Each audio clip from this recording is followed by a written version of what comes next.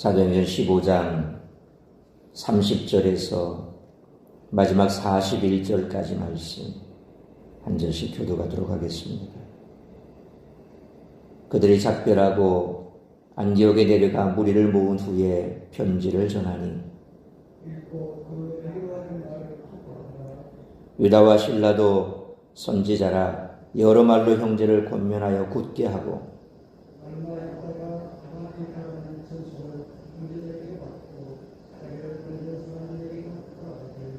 바울과 바나바는 안디옥에서 유하며 수다한 다른 사람들과 함께 주의 말씀을 가르치며 전파하니라.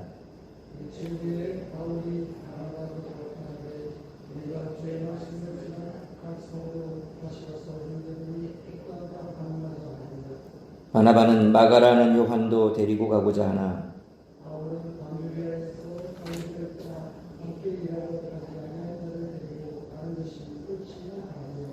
서로 심히 다투어 피차 갈라서니 바나바는 마가를 데리고 배 타고 구부로로 가고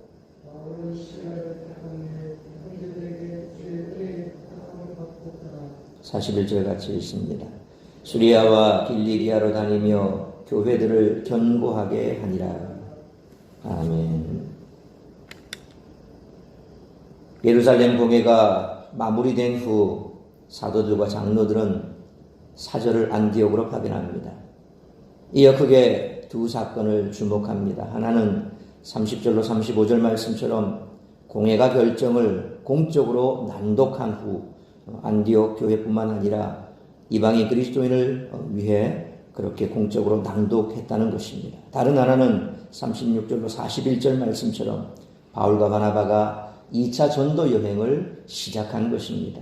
이때 바울과 바나바는 헤어져서 각자 독자적인 길을 간다는 것입니다. 이와 같은 오늘 본문의 말씀은 두 가지 장면을 우리들에게 보여줍니다. 첫째는 바울과 바나바를 비롯한 예루살렘 사절들이 안디옥 교회에 공문을 전달하는 장면입니다. 이는 사도행전 9장 2절, 15장 30절, 16장 4절, 23장 33절 이렇게 4번 등장하는 공문 전달 장면 중에 두 번째 장면입니다. 한 사람 바울의 인생에서 동일한 행위가 이보다 큰 차이를 만든 경우는 없습니다. 이전에도 바울은 다른 유대인 동료들과 편지를 들고 다메섹으로 갔습니다. 그것은 모든 성도들에게 봉포가 되었습니다. 그가 당시 들고 갔던 그 편지는 다름 아니라 그리스도인들을 박해하고 잡아서 예루살렘으로 끌고 오기 위해서 가지고 왔던 편지였죠. 지금 바울은 다른 유대인 사절과 함께 편지를 들고 시리아 안독으로 갑니다. 이것은 안디옥 교회와 모든 이방인 그리스도인들에게 위로를 주었습니다. 두 장면이 겹쳐지면서 독자들은 안디옥 교인들과 더불어 기뻐한다는 것입니다. 둘째는 바울과 바나바가 헤어지는 장면입니다. 사도행전 해석사에서 이 사건은 다양한 해석을 낳았습니다. 바나바의 너그러움과 바울의 경직됨, 바나바의 우유부단함과 바울의 과단성을 대조하기도 하고, 현대적 리더십 모형으로 바나바의 사람 중심적 면모와 바울의 일과 목표 중심적 성향을 비교하기도 했습니다. 그런가 하면 마가가 왜 바나바와 바울 일행을 떠났을까 묻고 그가 부상하는 바울의 시대적 권위를 참지 못했기 때문이라고 추측하기도 합니다. 그래서 바울과 바나바의 갈등은 이것의 연장으로 보기도 했습니다. 그러니까 마가 요한이 사실 이전까지만 하더라도 바나바가 바울을 데리고 와서 그렇게 해서 사도들 앞에 세우고 그러면서 이제 바울의 입지가 점점 좋아지게 된 그 뒷배경이 바로 바나바였는데 시간이 지나면 지날수록 바나바는 묻혀지고 바울이 자꾸 부상하니까 이제 같은 혈육으로서 마가 요한이 참지 못했다. 그래서 돌아가 버렸다. 이렇게 보는 거죠. 이제 그렇게 일이 꼬이다 보니까 2차 전도 여행을 갈 때도 역시 바나바는 자기 생지를 데리고 가고자 했지만 바울은 반대를 해버리고, 그러니까 앞서 마가 요한의 그런 행동을 통해서 심기가 불편했던 바나바 역시도 그 연장선상에서 이제 더 이상 나도 참지 못해, 그래서 바울과 같이 못 가, 뭐 이러면서 서로 다투었다라고 그렇게 추측을 한다는 겁니다. 이 추측입니다. 그러나 본문은 어느 한쪽을 지지하지 않습니다. 성경은 거기에 대해서는 일절 아무 기록도 없고 함구하고 있다는 거죠. 단지 후대 학자들이 그래서 그럴 것이다 라고 추측했다는 겁니다. 바울과 바나바가 헤어진 것은 부활하신 주님의 은밀한 계획으로 보는 것입니다. 마치 스데반 박해로 예루살렘 교회가 흩어져 복음이 팔레스타인 밖으로 넘어간 것과 같다는 거죠. 그러니까 현대학자들이 뭐 여러 가지, 물론 그것도 나름 어떤 정황 자료가 있지 않겠습니까? 뭐 그런 자료들을 통해서 그럴 것이다 라고 추측을 하지만, 가장 성경적인 해석은 뭐 그런 것보다는 우리가 이 스데반의 박해를 통해서 예루살렘 안에 머물러 있던 이 복음이 이제 바깥으로 터져나가는 그 계기가 바로 스데반의 박해를 시작으로 해서 안으로 박해가 점점 이제 거세진다는 거죠. 그러니까 스데반의 죽음은 박해의 이 출발점이라는 겁니다. 마치 도화선에 불을 붙인 거죠. 그러니까 이제 거기에서 박해를 피해서 이 예루살렘 밖으로 이제 사마리아와 유다와 사마리아와 이제 온 이 바깥으로 나가는 겁니다. 마찬가지죠. 바울과 바나바가 다투었습니다. 그 다툼의 이유에 대해서는 성경은 중요하게 생각하지 않습니다. 마치 합력하여 선을 이룬다라는 바울의 그 고백처럼 하나님께서 일을 하심에 있어서는 때로 우리 내부에 갈등을 일으켜서 그 갈등을 통해서 뭔가 새로운 분출구를 만들어 가신다, 그렇게 보는 겁니다. 어쩌면 주님은 율법 없는 구원 복음의 확증이 시급하다라고 판단했을 수도 있습니다. 그래서 동시에 구브로와 수아시아를 다 방문할 수 있는 길을 찾으신 것입니다. 이 두 행보는 두 사람뿐만 아니라 마가에게도 또 전 세계 이방인 교회에도 유익했다라는 것이죠. 바울과 바나바는 매우 쓴 감정으로 헤어지나 독자들은 부활하신 주님의 섭리와 거시 경영에 놀라지 않을 수 없다는 겁니다. 결국 우리가 늘 고백하는 것처럼 모든 것을 합력하여 선을 이루신다라고 하는 그 말씀은 오늘 여기에서도 그대로 우리는 발견할 수가 있다. 그러니까 하나님의 놀라운 구원 계획, 그리고 인간을 사용하시는 하나님의 거시 경영의 그 관점, 그것은 우리의 조그마한 실수를 할지라도 그 실수는 변하여 선이 될 수 있다는 겁니다. 그래서 믿는 자의 삶 자체는 하나님 손에 붙들려 있다라고 하는 것을 우리는 여실히 여기에서도 볼 수 있는 거죠. 감정의 골이 깊어 갈등을 일으켰지만 그 갈등은 오히려 복음이 오히려 유대인들을 통해서 계속해서 방해를 받고 있던, 그래서 아시아의 복음을 전할 때도 계속해서 이 본도에서 내려온 유대인들이 너희가 예수를 믿는다고 구원을 얻지만 사실은 그게 아니야. 할례를 받아야 돼. 율법도 지켜야 돼. 자꾸 이렇게 방해되는 것들, 이방인들이 지킬 수 없는 것들에 대해서 계속해서 이 발목을 잡으니까 극단적인 선택을 통해서 오히려 한꺼번에 이제 아시아뿐만 아니라 유럽까지도 같이 그냥 이렇게 복음을 오히려 율법 없는 구원의 복음을 한꺼번에 전하는 계기를 여기에서 찾으셨다라고 보는 겁니다. 사실 우리는 무엇을 바로잡기 위해서 시시비비 가리는 것을 참 좋아합니다. 그러다 보면 관계는 깨지고 공동체는 혼란 가운데 분열을 일으킵니다. 참 악한 본성을 가지고 있는 우리들은 뭔가 내가 조금 불리하다 싶으면 항상 하는 말이 뭡니까? 우리 이제 양자 대면하자. 아예 그냥 얼굴 보고 우리 한번 가려보자. 교회 안에서도 그렇습니다. 꼭 시시비비를 가려야 된다고 생각을 합니다. 내가 그걸 밝혀내지 못하면 손해보는 것 같고, 내가 역적이 되는 것 같고, 내가 사람들에게 손가락질 받는 것 같고, 그래서 밝혀내야 한다는 겁니다. 그렇게 되다 보니까 교회가 분열이 생깁니다. 결국 밝혀낸다 한들 무슨 유익이 있겠습니까? 승리의 개선 장군이라도 됩니까? 한쪽은 또 뭔가 잘못 알고 있어서 오해할 수도 있는데 그게 드러남으로 말미암아 그 사람은 설 자리가 없어져 버리고, 나는 승리했다 할지라도 교회는 쪼개져 버리고.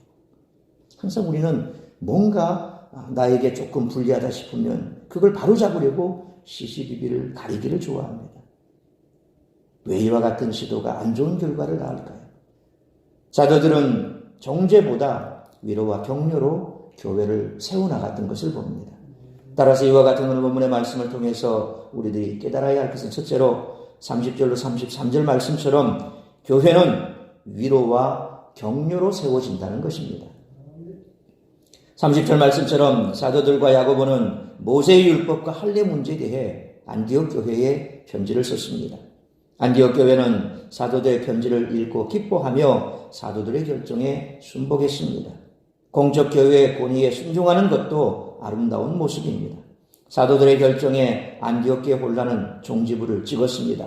그러니까 오늘 우리가 읽었던 30절 앞에 29절에 다시 한 번 더 언급되고 있지 않습니까? 이방인들이 받지 못하는 그 일에 대해서 자꾸 과하게 유대인들이 돌아다니면서 너희가 예수 믿어 구원받는 그 이외에 자꾸 율법도 지켜라, 할례를 받아라, 자꾸 뭐 이렇게 얘기하는데 그거 하지 마라. 오히려 이방인들도 사실은 우리와 같이 같은 그리스도인들로 지켜야 마땅한 그 수준에만 우리가 얘기를 하자. 그래서 음행한 것, 또 목매어 죽인 것, 피에 대해서 너희가 그것만큼만 우리와 같이 하자. 그 이외에는 더 이상 올무를 만들지 마라. 예수 믿어 구원받는 것 그것밖에 없다. 그러나 너희도 음행에 대해서 자제해라. 그리고 목매어 죽인 그 짐승에 대해서 먹지 마. 피채 먹지 마. 사실 이거는 너희가 지금까지 해왔던 거지만 그것만큼은 너희도 진정 그리스도인이 됐으니까 하지 마라. 그렇게 되는 거죠. 오늘 우리도 마찬가지 아닙니까? 예수 믿는 사람이라면 다들 음주, 흡연 문제에 대해서만큼 그리고 또 가정에 대해서 충실하지 못한 그런 부분에 대해서는 하지 마라 그러잖아요. 뭐 요즘 뭐 이혼하는 거 그거 누가 책 잡을 일이 있습니까? 예? 안 맞으면 할 수 있는 거지. 근데 하나님 앞에서 서원한 거라면 지켜나가려고 애를 써라. 그렇게 해서 가정을 지켜라. 그런 거는 옳지 않다. 사실 그런 부분에 대해서 너무 많이 약화된 건 사실입니다. 그러나 그런 부분이라든지 또 직장이라 할지라도 뭐 간단하게 뭐 회식하는 거, 술 한잔 먹는 거 그거 별것 아니지라고 생각하지만 그거 작은 거 허용하기 시작하면 결국 나중에 감당하지 못한 일도 벌어진다. 하지마. 담배 별것 아니지만 기호식품 그래 기호식품이야. 그렇지만 그리스도인이라고 한다면 적어도 그런 거 자제할 줄 알아야지. 이런 부분들에 대해서 마치 초대교회가 그거는 우리가 함께 하자라고 했던 것처럼 우리가 그런 부분에 대해서 공통적으로 이제 힘을 기울이자라고 하면서 편지를 써보낸 거죠. 그러니까 안디옥 교회에서는 이제 더 이상 그런 문제로 인해서 혼란이 일어날 일이 없어진 겁니다. 31절 말씀처럼 사도들의 편지에는 안디옥 교회를 위로하고 격려하는 내용이 있었습니다. 위로는 신앙 공동체를 굳건하게 합니다. 사도들은 안디옥 교회의 혼란을 정죄하기보다 어려운 문제로 고통당하는 공동체를 위로했습니다. 공동체를 세우는 것은 비난과 정죄가 아니라 위로와 격려입니다. 32절 말씀처럼 안디옥에 파송된 유다와 실라는 안디옥 교회를 많이 위로했습니다. 그들은 시시비비에 집중하기보다 성도들을 위로하는 데 많은 시간을 보냈습니다. 그들의 권면과 위로는 성도들에게 큰 힘이 됐습니다. 33절 말씀처럼 유다와 실라는 격려의 말로 교회를 굳건하게 하고 안디옥 교회의 축복 속에 예루살렘으로 돌아왔습니다. 그들은 교회를 화평하게 만들었습니다. 위로와 격려의 사람들은 공동체를 화평하게 한다는 것입니다. 그래서 우리가 공동체 안에 있으면서 필요한 은사는 가위 같은 은사가 아니라 실과 바늘 같은 은사죠. 가위 같은 은사는 참 아까 말씀드린 대로 시시비비를 잘 가려줍니다. 그래서 재판장처럼 네가 이랬지 와봐 한번 우리 같이 얘기해보자. 그리고 너는 이게 잘못돼서 넌 저게 잘못돼서 그러니까 하지마. 그 화해해. 근데 사실 그렇게 상처받고 나면 화해하기가 쉽지 않습니다. 예. 겉으로는 그래라고 하지만 항상 속에는 상처받은 사람은 상처를 갖고 있어요. 돌을 던진 사람도 어떻게 보면 또 그 사람 볼 때마다 내가 돌 던졌지 그런 마음이 있지 않습니까? 그러니까 이게 화해가 안 됩니다. 가위 같은 그런 은사보다는 차라리 실과 바늘 같이 찢어져 있으면 꿰매는 그런 은사가 좋은 겁니다. 그래서 항상 교회 안에서는 너무 날카로운 인성도 그렇게 도움이 안 됩니다. 조금 무딘 사람이 그나마 괜찮은 겁니다. 그래서 항상 우리가 교회 안에 있을 때는 이 살아있는 콩보다는 메주콩처럼 짓이겨지면 같이 짓이겨져서 메주가 되는 게 좋은 겁니다. 그래서 늘 성령 안에 깨어 기도하라는 게 그런 겁니다. 내 이성의 욕심은 자꾸 그런 것이 눈에 들어오니까 자꾸 이렇게 그만두게 하고 싶지만, 그러나 그런 것들을 우리 성령 안에서 자꾸 무디게 하고 뿐만 아니라 그런 것들에 대해서 너무 무딘 사람은 또 성령 안에 깨어서 내가 뭘 하는지도 모르는 사람도 있어요. 그런 사람이 있거든요. 너무 무디다 보니까. 그런 것 또한 성령 안에서 발견해야 되는 겁니다. 우리는 서로 애를 써야 됩니다. 그러나 중요한 것은 어떤 경우에든 간에 시시비비를 가리고 자꾸 쪼개기보다는 하나가 되기 위해서 서로 노력하고 격려하고 또 위로하는 것이 필요합니다. 그러므로 공동체를 아름답게 만드는 것은 따뜻한 위로와 격려임을 항상 기억하고 서로 위로하고 격려하는 우리 모두가 되시기를 축원합니다. 두 번째로 35절로 41절 말씀처럼 최고의 복은 사랑을 실천하는 것이라는 것입니다. 31절 말씀처럼 바울은 바나바에게 선교지로 돌아가서 성도들이 어떻게 지내는지 살펴보자고 했습니다. 바나바는 마가 요한을 데리고 가기를 원했지만 바울은 그렇지 않았습니다. 복음을 위한 사역을 하다 보면 서로 다른 견해가 있을 수가 있습니다. 다른 것은 잘못된 것이 아닙니다. 그런데 바울과 바나바는 38절 말씀처럼 상반된 관점에서 다투고 말았습니다. 서로 간의 견해의 차이가 좁혀지지 않았던 것이죠. 13장 13절 말씀처럼 밤빌리아에서 마가 요한이 사도들을 버리고 일방적으로 선교지를 떠나 돌아왔기 때문입니다. 바울은 이러한 마가의 독단적인 생각과 행동을 탐탁지 않게 여겼던 것입니다. 마가의 행동을 선교사로서 부적절하다고 생각했던 것입니다. 그래서 바울은 마가에게 다시 한번 기회를 주려고 하지 않았습니다. 바울의 판단은 현실적이면서 냉정했습니다. 바울의 판단은 공정했지만 한편으로 사랑이 부족했다라는 것이죠. 사실은 아까도 말씀드렸습니다만 누가 옳다, 누가 그릇됐다라고 그렇게 정죄하기도 사실은 어렵습니다. 다 선한 의미에서 그렇게 한 것이거든요. 그런데 하나님께서는 어쨌든 그 선한 의도를 다 사용하신 것입니다. 바울의 그와 같은 냉철한 판단 역시도 때로 필요할 때가 있습니다. 바나바와 같이 유순한 그와 같은 어떻게 보면 참 지조도 없는 듯한 그런 모습이지만 그러나 그것도 필요한 거거든요. 그러니까 교회 안에서는 이것이 옳다 저것이 옳다라고 그렇게 한 곳으로 획을 그어버리면 참 어려워집니다. 두루두루 다 품을 수 있어야 된다는 겁니다. 사실 그게 쉽지가 않습니다. 목사도 어렵습니다. 장로도 어렵습니다. 왜? 우리는 본질적으로 그게 잘 안 되는 사람들이거든요. 그러니까 그런 부분에 있어서는 우리가 이해를 해야 됩니다. 그런 존재라는 것을 인식을 해야 됩니다. 인식하고 있지 않으면 본질적으로 내 욕심이 나와버리거든요. 내 모습이 나온다는 거죠.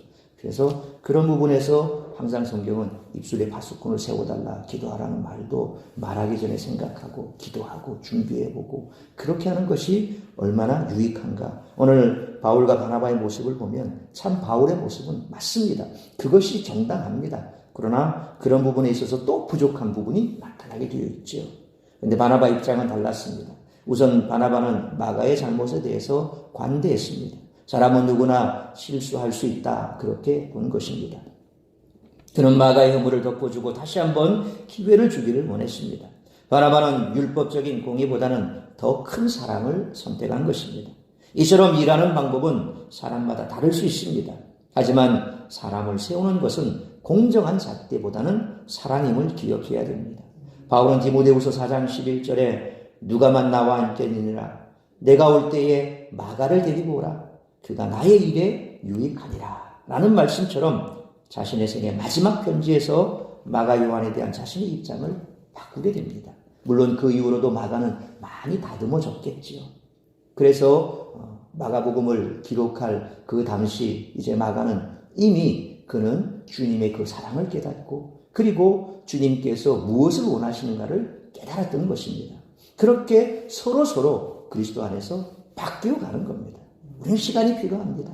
단시간 내에 지금 당장 뭔가를 해결해버리고 쪼개고 갈라서고 그렇게 해서 뭔가 결정을 탁 내려보기보다는 그래서 주님께서도 원수라도 사랑하라고 한 것은 그 원수가 원수이기 때문에 원수가 아니라 뭔가 그도 잘못 알고 있고 제대로 알지 못하니까 그런 것이고, 우리 또한 한 일면만 볼 수 있는 그런 눈을 가지고 있거든요. 전지전능한 자가 아닙니다. 그런 우리의 잘못된 지각도 있을 수가 있다는 겁니다. 그러니까 지금 당장 여기서 결정을 내려버리기보다는 좀 더 시간이 지나면 여기도 만져주실 것이요, 나도 만져주실 것이요, 그렇게 해서 서로 주님의 손길이 닿고 나면 그 다음에는 달라진다는 겁니다. 마지막 바울의 그 고백처럼 그가 이제 주님 앞에 갈 날이 눈앞에 왔을 때 그 이후에 마가의 변화된 모습을 보면서 그는 나에게 유익한 자라. 그리고 그 이후에 역시 마가 요한도 얼마나 많은 풍파를 겪으면서 그때 바울 선생이 왜 그랬을까 이해를 했겠죠. 그러면서 그가 점점 바울과 친분을 갖게 되고, 그러면서 다시 바울 역시도 마가에 대한 그때 가졌던 그 감정이 해소가 되고, 그러면서 얼마나 더 돈독해졌겠습니까? 우리는 교회 안에서 그런 겁니다. 내가 옳다고 주장하더라도 내 주장을 잠시 내려놓으면 다시 시간이 지나면 그때 내 잘못도 생각나게 돼요. 내가 너무 이면만 봤구나. 이 사람도 이런 면이 있구나. 알게 되거든요. 사람은 완벽하지 않습니다. 우리는 뭔가 부족합니다. 내가 없는 부분에 대해서 누가 가지고 있으면 사실 그 욕심이 나거든요. 그럼 싫어져요. 또 내가 잘하는데 그것보다 더 잘하는 사람 보면 또 싫어져요. 이게 우리 인간이거든요. 그러니까 항상 시간이 필요합니다. 그 시간 속에 가장 중요한 것은 사랑이라는 겁니다. 예수 그리스도의 사랑.